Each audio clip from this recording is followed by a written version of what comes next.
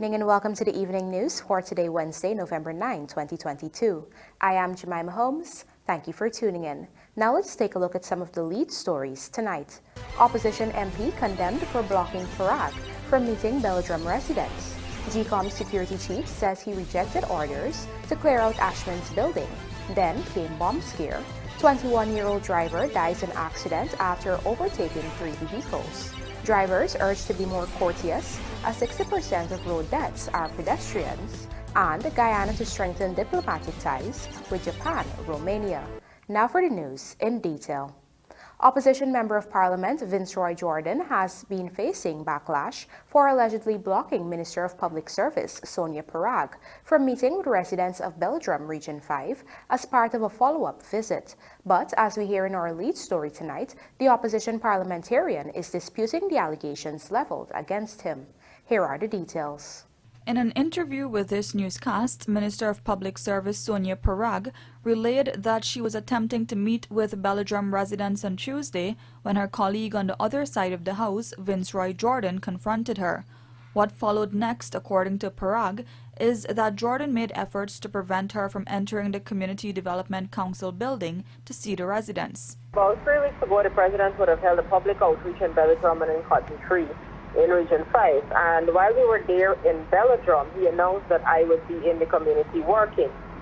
Besides that, there was a resident of BELLADRUM who raised an issue of the community center that is located in BELLADRUM and the same venue that we were using for the meeting. And I went and I was told, well, then they started to make issues about me not going through the process of going through the NDC and the CDC and whatever, and I say to my case of calling the CDC chairman and so on, all of that. Anyway, it was long into Viceroy Jordan started to shout that we can't just come in here and do what we want and they don't want development. Now when he said that they had some youth and some other residents who came into the yard at that time and they started to object to what he was saying, and he changed his statement to say that they don't want development but I have to go through some process of NDC. So I made it clear that I am working with the people, got a benefit, got to go to the people, and I'm working with them directly.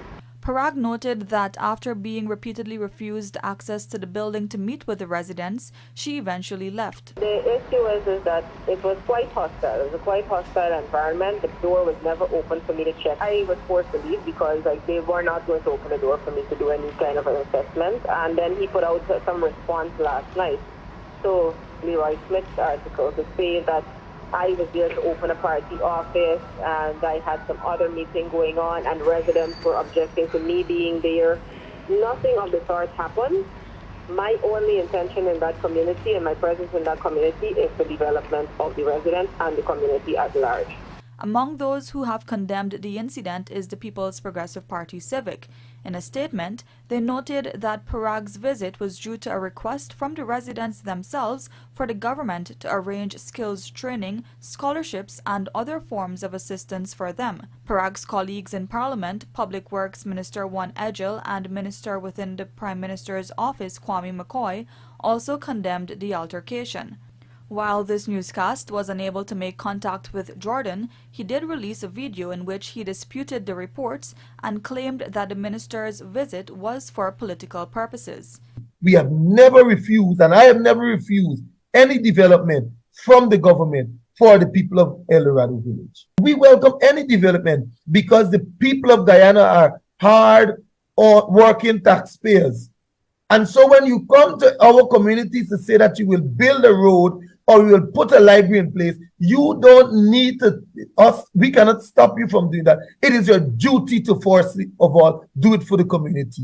Minister PARAG meanwhile made it clear that she will return to the community to deliver development to the residents.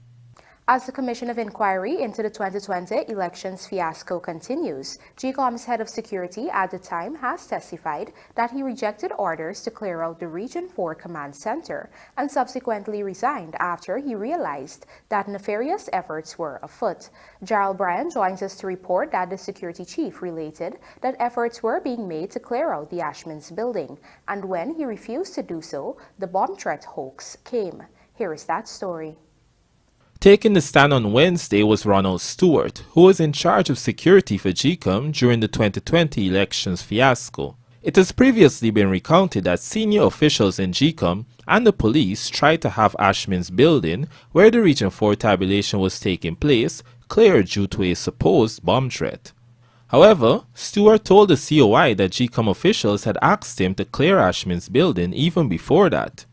According to him, the excuse made was that party agents were interfering with GECOM'S work.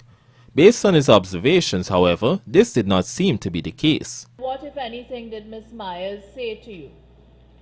She told me, she instructed me to go into the tabulation center and get everybody to come out of the building. Now, when she say everybody, did she say who she meant? No, she didn't say who she meant, but she said everybody.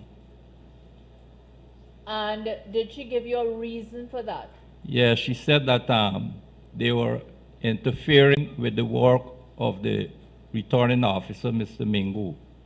I told her that that instruction was inappropriate and I am not going to carry it out. And what did she say? She said okay and she left, and no, that was the first instruction. She said okay and she terminated the call. Okay. The next time Stewart said he received instructions to evacuate ASHMIN'S building, he was told that there was a bomb. Stewart said he refused to comply because despite the supposed emergency, it was clear that certain GECOM officials intended to remain behind in the building when all the party agents and observers had left. After Mr. Thomas left, did you see the deputy CEO? Yeah, she came down the steps and came to me and said, Mr. Stewart, you were sitting there and a bomb is planted in the building. Please get the people to evacuate. Did she say why she thought there was a bomb in the building? She just said a bomb is planted in the building. And, well, what did you do? Well, I again refused. Why did you refuse? Because I felt that those people in there were accredited, they were invited, and if Ms. Myers wanted them out, she should have been the person to go in there and tell them to come out, not me. If GECOM's hierarchy wanted them out, they should go and tell them to leave and not try to set me up. Stewart said that due to his repeated refusals to follow what he believed were unjustified instructions from GECOM and to be set up, he knew his days at the Secretariat were numbered. Accordingly, Stewart resigned the next day, March the 6th, before he could be fired. He was only rehired this year after applying when the position became vacant. Also taking the stand on Wednesday was Raul Aaron, who worked as a party agent during the tabulation. He recalled seeing police officers physically to stop the count. The process that was being used was the count was now being called from a spreadsheet and not the SOPs. Had party agents before that the verification process began on that day. Had you been given copies of that spreadsheet? No, we weren't. Were you shown what was on that spreadsheet before the process began? No, ma'am. We began to protest. I began to protest along with my party members and other political parties that they were using a spreadsheet. And then subsequently, a court clerk came with a notice to stop the count, the verification. How did you know that this was a court clerk? He was dressed in uniform and he announced that he was from the court and he had a document to stop the count. And did he give that document to anyone? He was prevented from doing so. By whom? By police officers there, and he could not get to Mr. Mingo to serve that. Aaron explained that it took about a half an hour of trying before the court-martial was finally allowed to serve the notice on the returning officer, after which the count was stopped. Gerald Bryan, The Evening News. President of ExxonMobil Guyana, Alastair Routledge, has disclosed that more than US $700 million has been spent by the company and its contractors in Guyana since 2015, and he noted that more opportunities are being created for more Guyanese to come on board. Here are the details from Lawanda McAllister. To date, we have more than 1,000 Guyanese vendors as companies, businesses that have been participating in the oil and gas sector since 2015. We and our contractors have spent more than $700 million US. That's more than 140 billion Guyanese dollars with those suppliers here in Guyana since 2015. That was President of ExxonMobil Guyana, Alastair Routledge, speaking during the opening of the Guyana Supplier Forum being hosted at the Lenora Synthetic Track in Region 3. The event was organized by ExxonMobil in collaboration with the Center for Local Business Development and is geared towards forging new partnerships and collaborations in the oil and gas sector. Routledge emphasized that at the end of the day, the lucrative oil resources discovered by ExxonMobil and other operators are ultimately Guyana's. This is ultimately Guyana's resource, and we are here as guests. And we take it very seriously, our responsibility. Not just what we do, but also how we do it.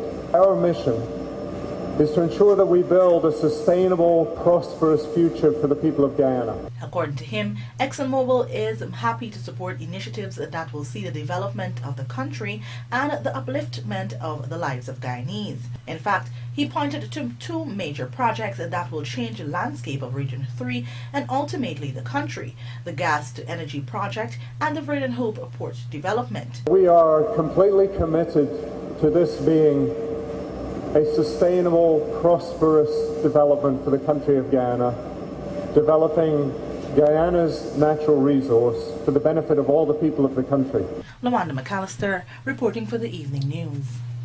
The Guyana Police Force has sounded a warning to the motoring public about the rules of the road in relation to keeping pedestrians safe at crosswalks. In this Lawanda McAllister report, we learned that more than 50% of the road fatalities this year were of pedestrians. Here are the details. During a pre-recorded program released by the Guyana Police Force, Traffic Chief Dennis Stevens disclosed that 60% of this year's road fatalities were pedestrians. Pedestrian would have be a part of the about 60% of the deaths so far for this year being pedestrians. And we don't observe that most of the pedestrians do not utilize or observe the rules of the road or the curb drill.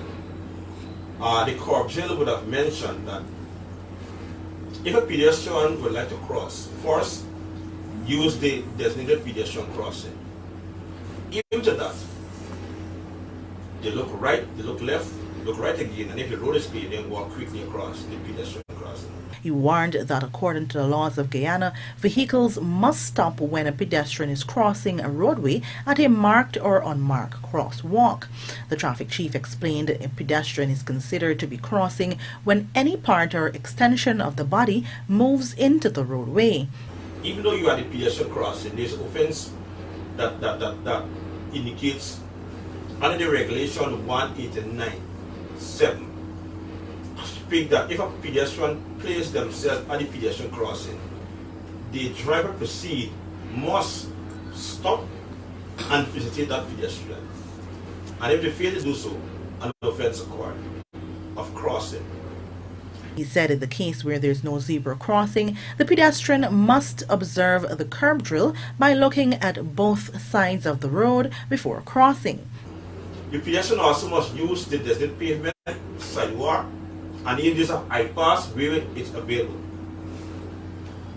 Also, do not cross the road. And in a part of a moving vehicle, there's an offense for the pedestrian also. And also there's an offense for pedestrian crossing obstruction, therefore you cannot be loitering on the roadway. Thus far, in total, 87 fatal accidents were recorded this year when compared to 79 last year. Those accidents, according to the traffic chief, occur from Friday to Monday between 18 hours and midnight, with victims being between the age range 18 and 45. Lawanda McAllister, The Evening News.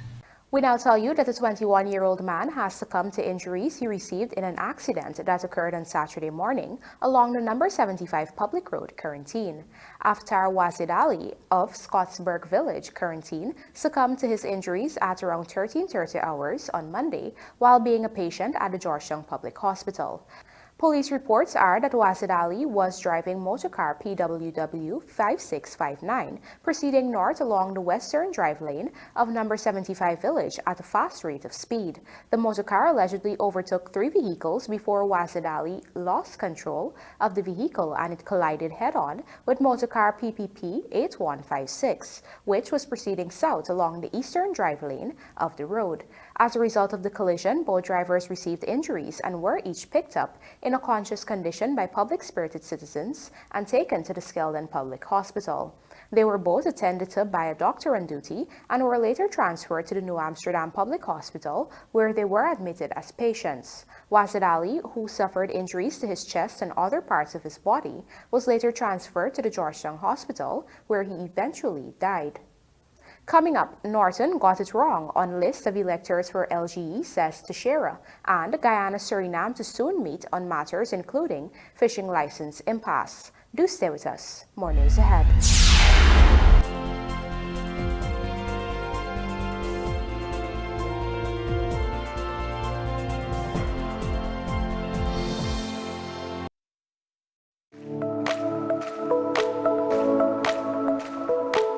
Optic offers great patient care that is tailored for my entire family. At Optic, a wide selection of affordable optical frames and optical services are available to fit your budget. At Optic, my family is provided with comprehensive eye examination and access to their ophthalmology services, all under one roof. Optic takes pride in delivering exceptional customer service and a unique experience to you, our customers. Optic Vision Care is a company that is Guyanese born and grown that will help you take care of your precious eyes.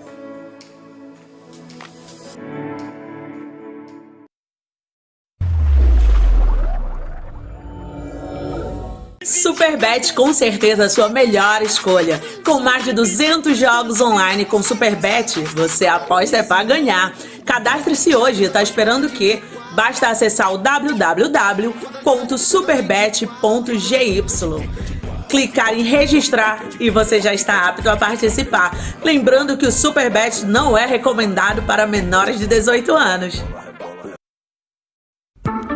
Did you know that when you leave your property unoccupied and unmanaged, it deteriorates much faster than you can imagine? Then, before you know it, much of your hard-earned investment is wasted. At Hand in Hand Trust Corporation, property management is our business. Whether you travel for long periods, live overseas, or have several properties that require managing, let us at Hand in Hand Trust Corporation take care of this for you. Your property is safe with us. Hand in Hand Trust Corporation Incorporated, a member of the Hand in Hand Group of Companies. Cheryl, girl, you want me? Sorry, I'm interrupting y'all. Marla, I'm here taking the census. Girl, you done got a husband already, huh? Miss, I am a census taker, going door to door so that everyone can be interviewed and counted in the National Census 2022. What is the census though? Well, the Population and Housing Census is a count of the population and all the buildings every 10 years. Getting counted transforms an entire nation. From Region 1 to Region 10. You know what? I believe our village needs a health center. I think it needs some roads too. You see the man boots out there, how it full of mud, eh? That's why I'm asking Mrs. Da Silva a few questions from our questionnaire. We record the answers and then the data is used to help shape the future of the country. Oh, so the two y'all not... Oh gosh. We go.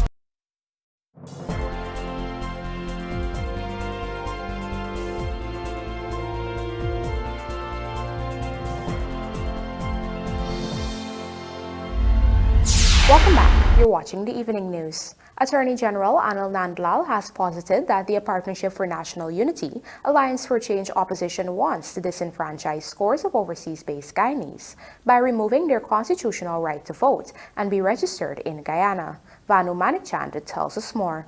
Citing data from the United States Homeland Security, opposition leader Aubrey Norton disclosed on Tuesday that some 200,000 Guyanese have received permanent visas to the U.S. alone. In pushing for his party's position for a clean voters list, Norton said that the APNU-AFC coalition is now willing to work with the People's Progressive Party civic government to amend the Constitution and have these persons removed from the country's voters list. But Attorney General Anil Nandlal argued that this move will disenfranchise scores of Guyanese living overseas, including many of the opposition's supporters. They want to disenfranchise you. That's the first thing I want to say to the Guyanese supporters of APNU-AFC. That this political party that you support, they want to disqualify you from ever being registered in Guyana and from voting in Guyana. That is what they want you to do. And they are prepared to partner with the PPP so much that they want to disenfranchise you and deny you of your right to vote in Guyana, that they are prepared to partner with this big, bad, dictatorial PPP to achieve that objective. According to Nandlal, the APNU-AFC failed to implement any constitutional reform, which was one of their manifesto promises during their tenure in office, and now they want to unilaterally do it while in opposition. They promised that in 2015, with the full participation of the people, if they wanted to change and clean the voters list all the time, and amend the Constitution, which they promised that they will do within 3 months of 2015 getting into government. Why did they do it? But importantly, they promised that when they do it, it will involve the full participation of the people. And here it is, Aubrey Norton, the leader of that party, is saying to the people of Guyana, he's going to abandon this promise. He's not going to the people anymore. He's going now to the PPP to strike a deal. However, the Attorney General contended that the PPPC administration is committed to involving the people of this country in its constitutional reform process, which has already started. We are saying no, Mr. Norton. We have promised constitutional reform. And we have said to the people of Guyana that we are coming to you and ask your views on how we should reform the Constitution. We are not Aubrey Norton, who make promises for political and narrow purposes. We make promises to the people of our country for the betterment of them and the advancement of their welfare and for the improvement and advancement of this country. So we are not going to, in no secret deal with Norton, to change any constitution. We are committed to a constitutional reform process, and we have laid and passed a bill yesterday in the National Assembly outlining how that constitutional process will take place. The Constitutional Reform Commission bill that was passed on Monday caters for the establishment of a 20-member commission that will receive and review amendments to the country's laws. However, when AG Nandlal stood up to commence his debate on the bill, the APNU-AFC opposition walked out of the National Assembly. Any amendments to the Constitution require a 2/3 majority support in the National Assembly or a national referendum. Reporting for the Evening News, Vanu Manikchand. We now tell you that Parliamentary Affairs and Governance Minister Gail Teixeira has stated that opposition leader Aubrey Norton is misinformed about the procedures of the local government elections, as those relate to the assignment of constituencies on the list of electors. Here is Vanu Manikchand again with the details. At a press conference on Tuesday, opposition leader Aubrey Norton argued that the preliminary list of electors, PLE, issued by the Guyana Elections Commission only assigns electors to divisions and not constituencies, which is a vital component in the conduct of local government elections. But according to Governance Minister Gail Teixeira, it is the official list of electors, OLE, and not the preliminary list that contains information about voters' constituencies. The problem with Mr. Norton's statement is that the list of electors are broken down into constituencies when the list becomes an official list of electors, not the PLE, which is the preliminary list of elections. So the preliminary list of elections is the final get-go for people to check their names on the list, their ID card numbers, their addresses. Is that correct? And that where there's something wrong, there's a spelling mistake or something, or if someone has died in the meantime, they can bring these matters forward to the GECOM offices. The governance minister went on to note that Norton should be better advised on the proper protocols for the hosting of local government polls. Mr. Norton has got it all wrong again. The PLE does not include constituencies for the purpose of the local government elections. Once the process has gone through the final correction, review by the voters, and it turns into the official list of electors, the constituencies will then be reflected in the official list. Mr. Norton likes to make a mountain out of a molehill, as they say, but fundamentally he needs to have good legal advice, and he seems not to be having it. March 13th, 2023 has been set as the date for the long overdue local government elections. Already, GECOM has named December 12th as Nominations Day and has asked for parties and/or groups contesting the polls to submit their symbols by November 12th.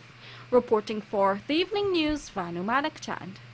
Technical teams from Guyana and Suriname will soon meet to discuss a number of matters and find a way for increased collaboration going forward. One of the critical matters on the agenda is the fishing license standoff. Gerald Bryan reports. In an exclusive interview with this newscast, Foreign Affairs Minister Hugh Todd explained that teams from Guyana and Suriname will soon be meeting. While a venue has not yet been established, he explained that the delay in Guyanese fishermen being provided with licenses to fish in Suriname waters will be on the agenda. We are preparing to meet shortly, Guyana and Suriname, a team comprised of both foreign ministers, agriculture ministers, as well as technical officers. So we're planning to meet again to work on the strategic cooperation dialogue platform, which we established in 2020. So it's an ongoing process.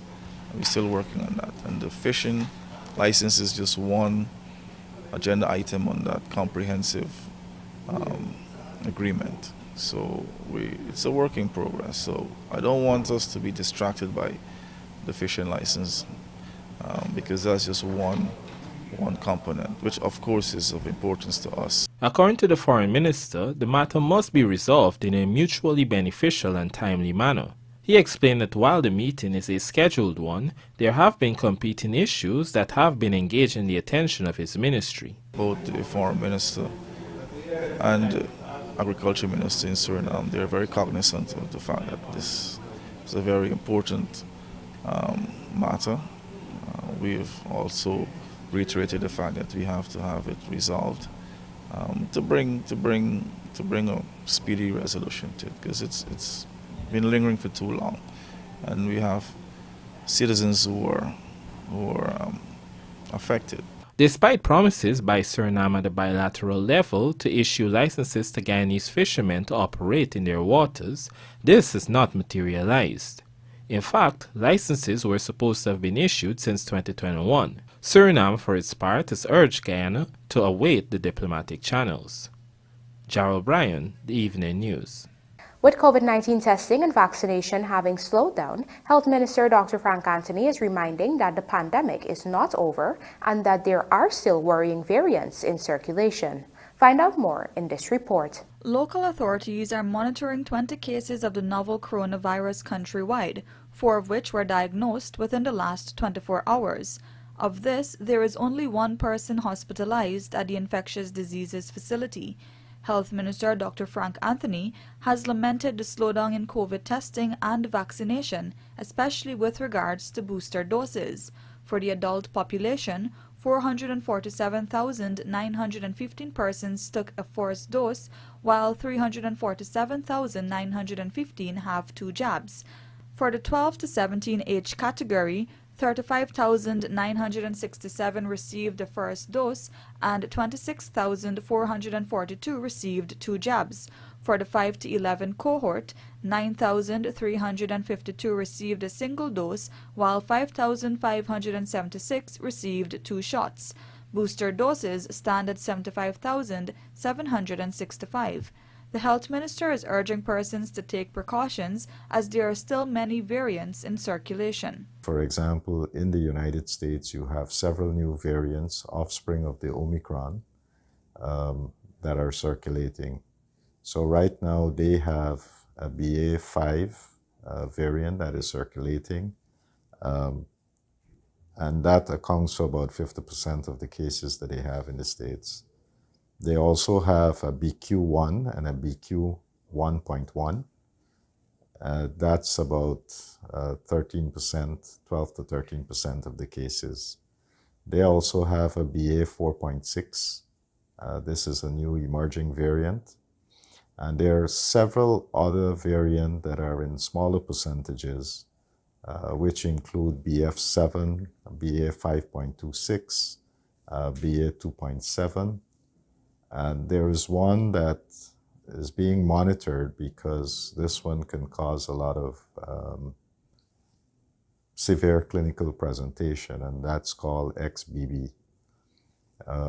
This one, it shows that it has capacity for evading the immune system and creating a lot more problems than these other variants. Pfizer, Moderna, Sinopharm, and Johnson & Johnson vaccines are currently available.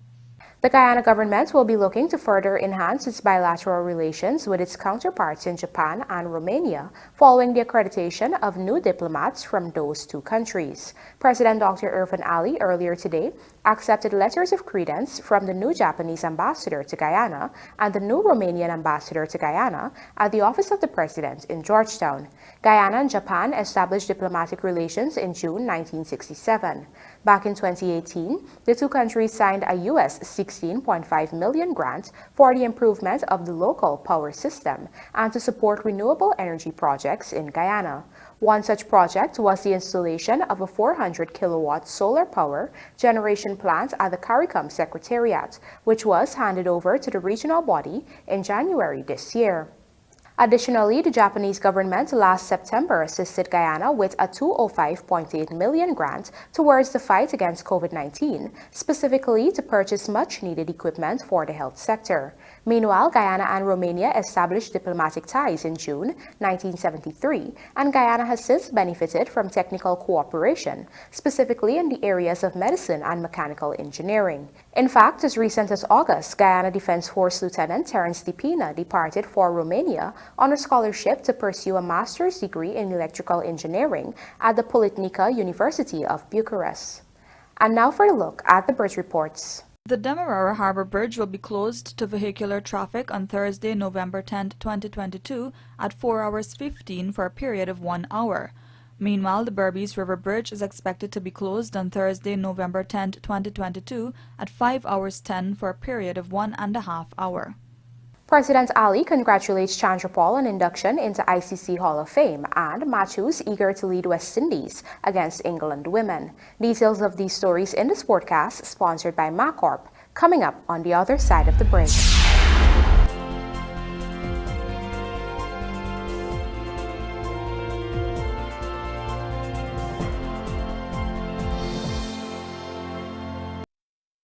Looking to bring your dream home to reality? Or simply taking on a home improvement project? Then National Hardware Limited is where you should start. Let us put that touch to your home.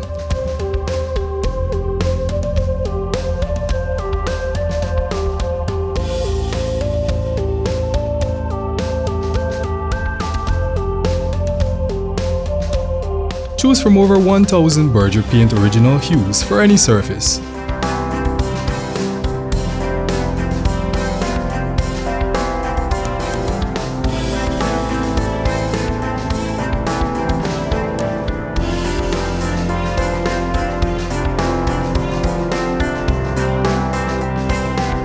We are known for our trusted brands such as Westinghouse, Philips, Sadco, Rubbermaid, Pyrex, Gibson Home, and so much more. National Hardware Limited, your do-it-best store. Located in downtown Georgetown and industrial site Rhymeville. It's November already and soon it will be Christmas, so we at John Lewis Styles are giving away one Amazon Echo show every week in November and every day in December. Stream music and videos, make video calls and control smart devices, alarms, reminders and lots more. Every $5,000 spent gives you a chance to win when you shop for clothing, footwear, watches, fragrances, handbags, luggage and accessories. So visit us on Waterloo Street. John Lewis Styles, simply different. Complete control of power is in your hands with the ultimate U.S. brand Generac generators from Sylvie's Variety Store. Get the supply and reliability you need every time. From 1,800 to 8,000 watts of power for residential and commercial use. Recoil and electric start with gasoline engines. Generac generators from the authorized dealers Sylvie's Variety Store.